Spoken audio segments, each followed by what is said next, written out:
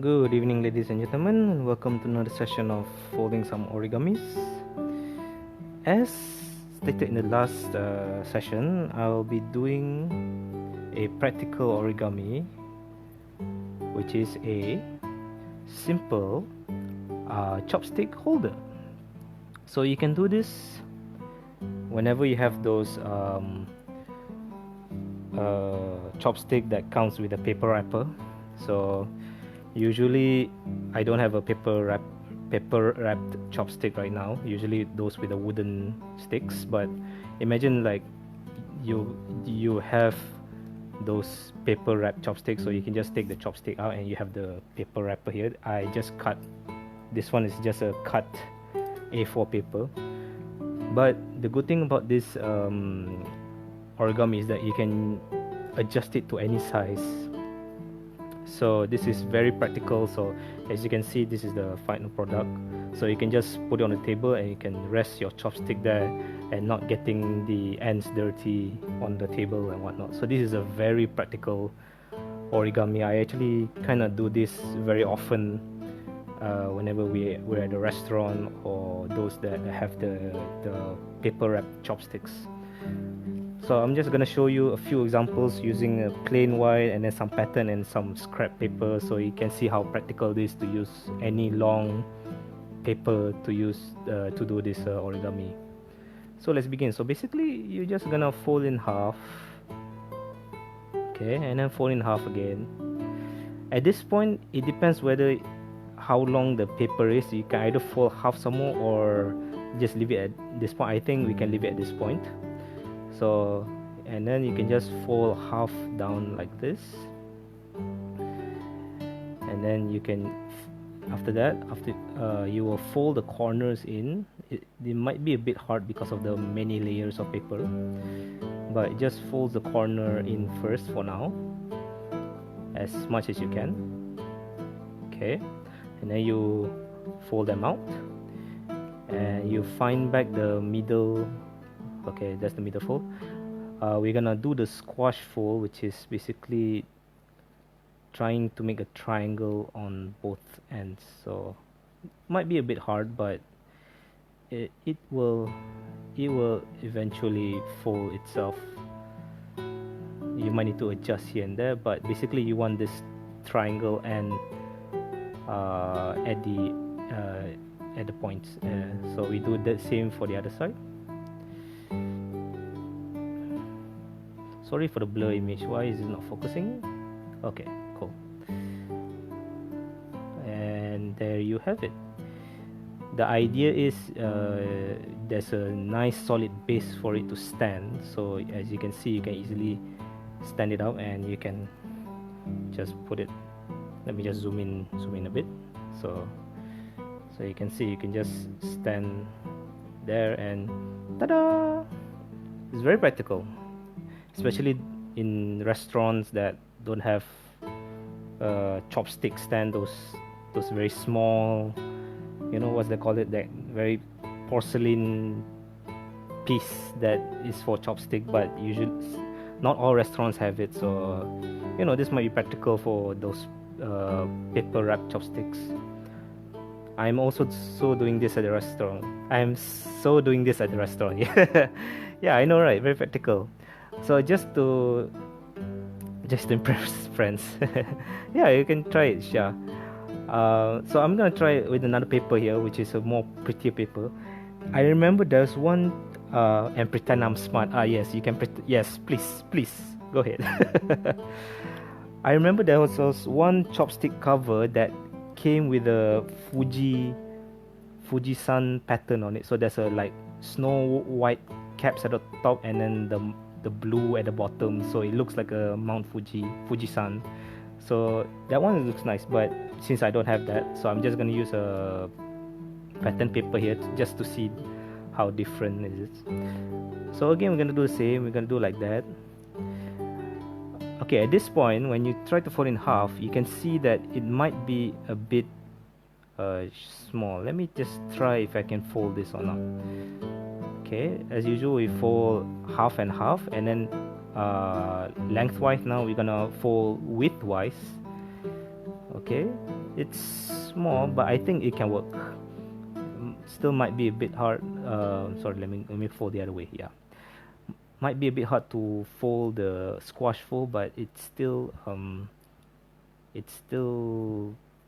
workable. Yeah, as long as there's enough base for the chopstick to rest on, it should. I'm thinking it's a bit too small. Let's try first. You might need a minimum width for it to rest the chopstick heads or chopstick tips. So this might be a bit small. Let me try. Yeah, this might be a bit small. So okay, what we can do is, instead of folding in, we fold it in fourths, so like 1 and 2. So we can fold in thirds. So here, I know it's cute, but it's too small, too small to be for the chopstick to rest. So I think we can try fold in thirds. So I'm just gonna do like that. Okay, I'm just gonna eyeball it. I'm not gonna go super accurate on this. So it should be around here. Yeah, I think this is perfect. This should be very perfect. Yeah, this should be good. So again, I fold the corner triangles.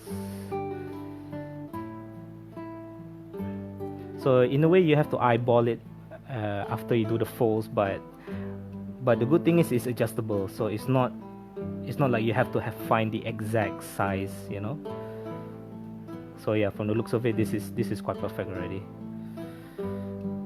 So let me just adjust the edges.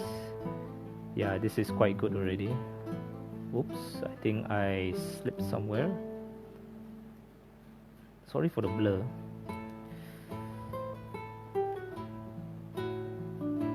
Why is it not folding? It should fold nicely.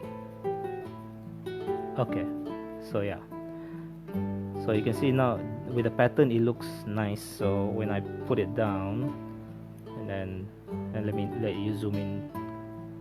So see, it looks very nice. And so this is quite practical to be used on restaurants, especially those papers that have the pattern.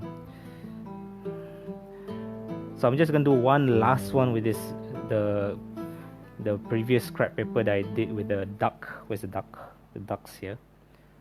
So this is another scrap paper, just to see how versatile this origami is. So let me just try again. At this point, I might do. Let's just see how. Okay, let me just fold in half. Okay, I think this can work. This can also work.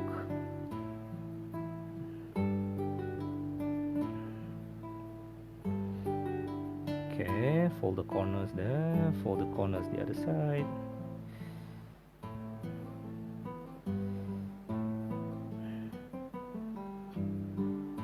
Okay.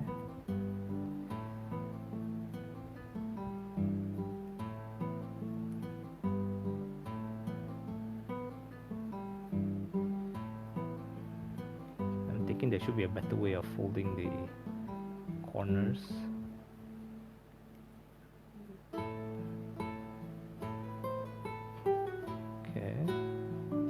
Maybe this is a better way of folding the corners.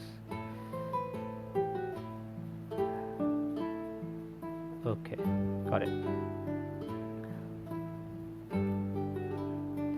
If the paper is too thick, then this is one way of doing the triangle corners. So you fold a triangle one side and fold another triangle the one side, and then you will squash fold the tip, and oops, and